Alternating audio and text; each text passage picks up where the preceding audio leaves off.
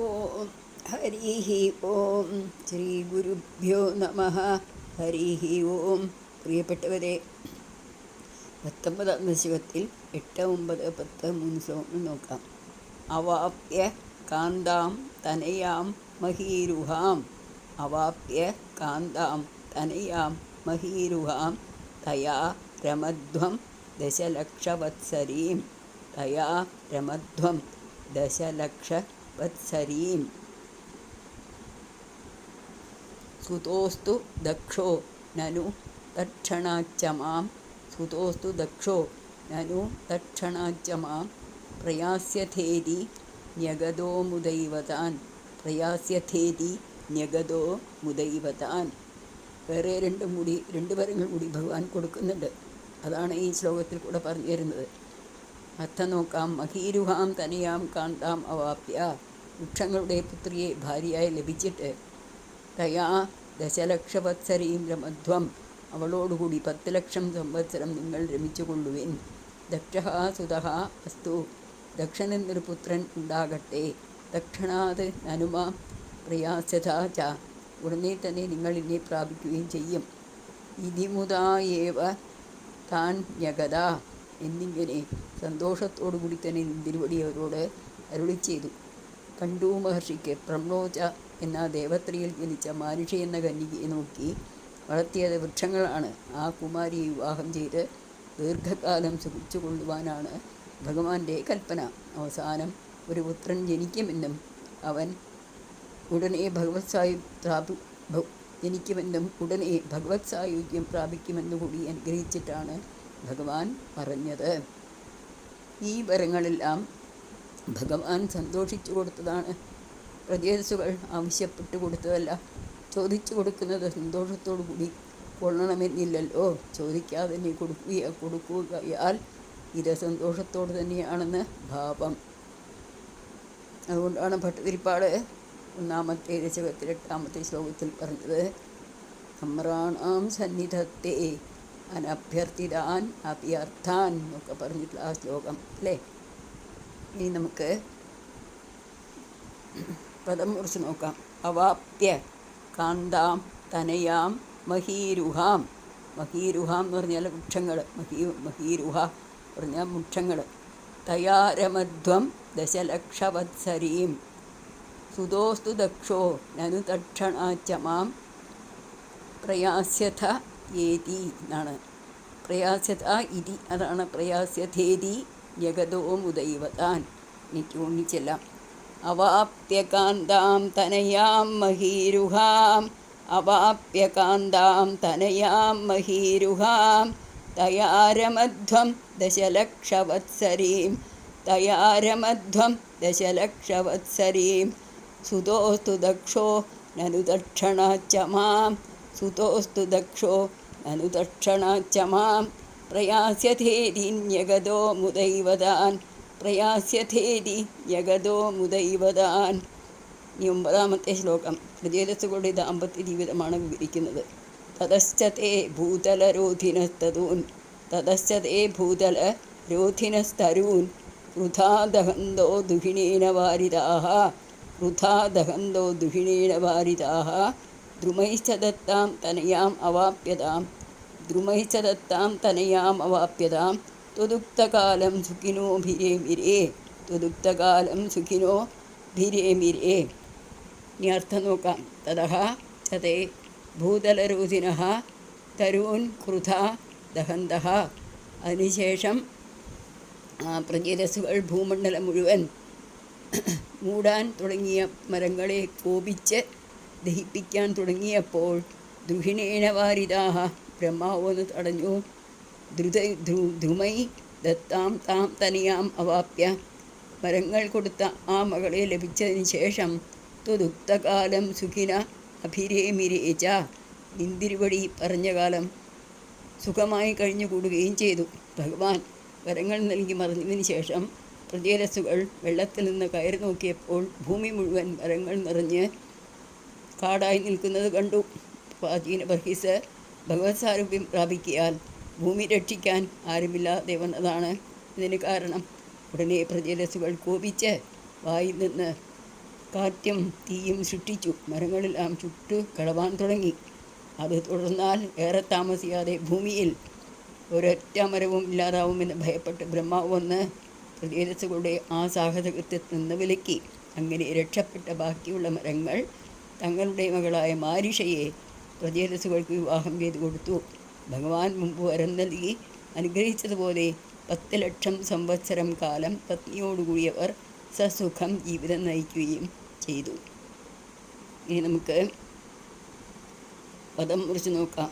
തതശ്ചതേ തതഃ ച തേ ഭൂതലരോധിനസ്തരൂൻ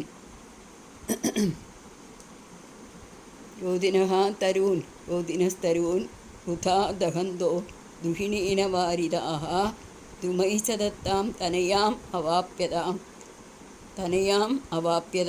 ത്വദുക്തകാലം സുഖിനോ അഭിരേമിരേ. ഇനി നമുക്ക് ഗുണിച്ചെല്ലാം. തതശ്ച തേ ഭൂതലരോധിനസ്തരൂൻ വൃഥാ ദഹന്തോ ദ്രുഹിണേന വാരിതാഃ ദ്രുമൈശ്ച ദത്താം തനയാം അവാപ്യതാം ത്വദുക്തകാലം സുഖിനോ അഭിരേമിരേ. ഇനി 10ാമത്തെ ശ്ലോകം പ്രജേതസ്സുകളുടെ പുത്രപ്രാപ്തിയും മുക്തിയും വിവരിക്കുന്നുണ്ട്. അവാപ്യദക്ഷം ച സുതം കൃതാധ്വരാः പ്രജേതസോ നാരദലബ്ധയാ ധിയാ അവാപുരാനന്ദപദം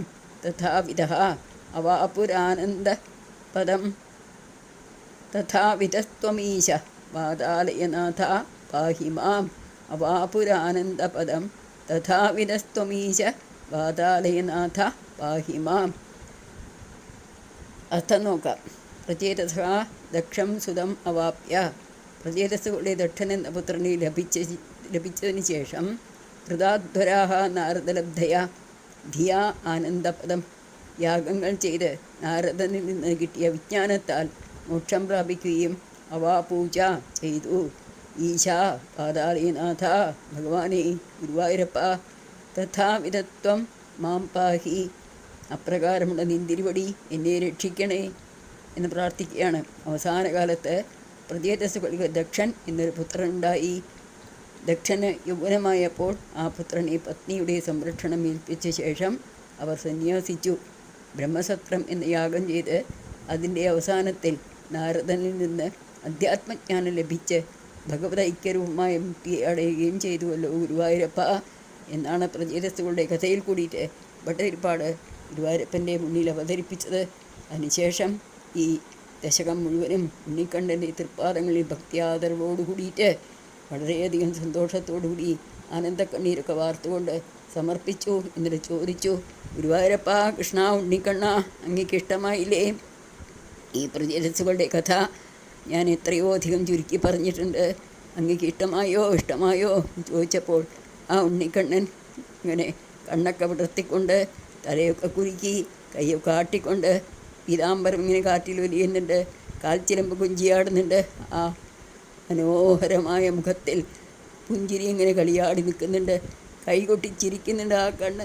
ഇത് പറയാണ്, ഹേ ഭട്ടതിരി വളരെയധികം നന്നായിട്ടുണ്ട് കേട്ടോ, എന്നാ പൊക്കോളൂ, നാളെ രാവിലെ വരൂ എന്നൊക്കെ യാത്ര അയച്ചിട്ടാണ് അത്രയും ഭഗവാൻ ശ്രീലകത്തേക്ക് കയറി ചെല്ലുക. അന്നത്തെ ദിവസം അങ്ങനെ തന്നെ ചെയ്തു എന്ന് പറയുന്നുണ്ട്. ഏതായാലും നമുക്ക് അത് ഭാവനയിൽ കാണാം. ഇങ്ങനെയൊരു നാരായണീയം നമ്മുടെ കയ്യിൽ ആ ഭഗവാൻ തന്നില്ലേ, അപ്പം എത്ര നന്ദിയാണ് ആ ഭഗവാനോട് പറയേണ്ടതല്ലേ. ഗുരുവായൂരപ്പ അവിടുത്തെ പാതാരബന്ധങ്ങളിൽ സർവം സമർപ്പണം. ഇനി നമ്മൾ ഇതൊന്ന് പദം മുറിച്ച് നോക്കാം, കൂട്ടി വായിക്കുകയും ചെയ്യാം.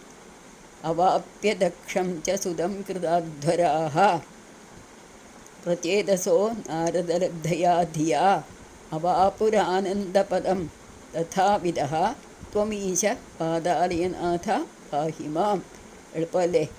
അവാപ്യദക്ഷം ച സുതം കൃതാധ്വരാഃ പ്രചേതസോ നാരദലബ്ധയാ ധിയാ അവാപ്യദക്ഷം ച സുതം കൃതാധ്വരാഃ പ്രചേതസോ നാരദലബ്ധയാ ധിയാ അവാപുരാനന്ദപദം തഥാവിധഃ അവാപു ആനന്ദപദം തഥാവിധഃ ത്വമീശവാദാലയ നാഥ പാഹി മാം ത്വമീശവാദാലയ നാഥ പാഹി മാം സർവത്ര ഗോവിന്ദനാമസങ്കീർത്തനം ഗോവിന്ദ ഗോവിന്ദ. ആ ഉണ്ണിക്കണ്ണനെ തൃപ്പാദങ്ങളിൽ നമുക്ക് വളരെ ഭയഭക്തി ബഹുമാനത്തോടുകൂടി സമർപ്പിക്കാം. കണ്ണനോട് ചോദിക്കാം, കണ്ണാ അങ്ങക്ക് ഇഷ്ടമാവുന്നില്ലേ ഈ പറയുന്നതൊക്കെ? ഭട്ടതിരിയെ പോലെയൊന്നുമല്ല ഞങ്ങൾ, എത്രയോ താഴ്ന്ന നിലയിൽ നിൽക്കുന്നവരാണ്.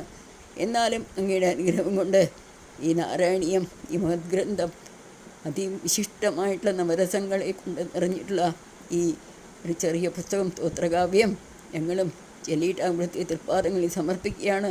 ഉണ്ണിക്കണ്ണ അങ്ങ് സ്വീകരിക്കണേ സ്വീകരിക്കണേ എന്ന പ്രാർത്ഥനയോട് കൂടിയിട്ട് കായേന വാചാ മനസേന്ദ്രിയൈർവാ ബുദ്ധ്യാത്മനാ വാ പ്രകൃതേ സ്വഭാവാത് കരോമി യദ്യത് സകലം പരസ്മൈ ശ്രീനാരായണായേതി സമർപ്പയാമി.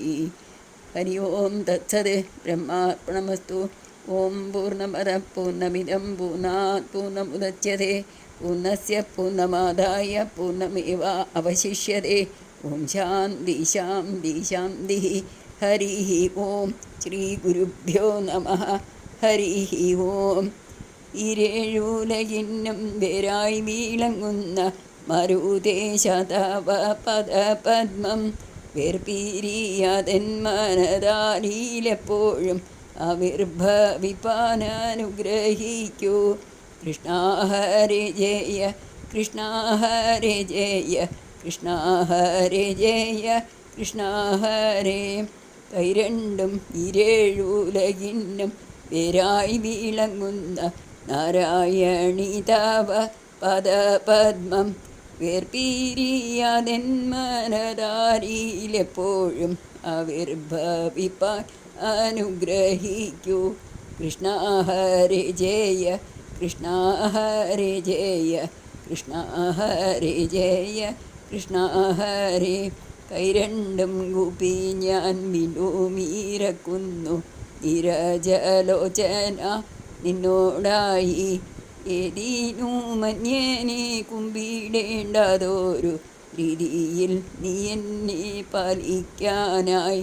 കൃഷ്ണ ഹരേ ജയ കൃഷ്ണ ഹരേ ജയ കൃഷ്ണ ഹരേ ജയ കൃഷ്ണ ഹരേ.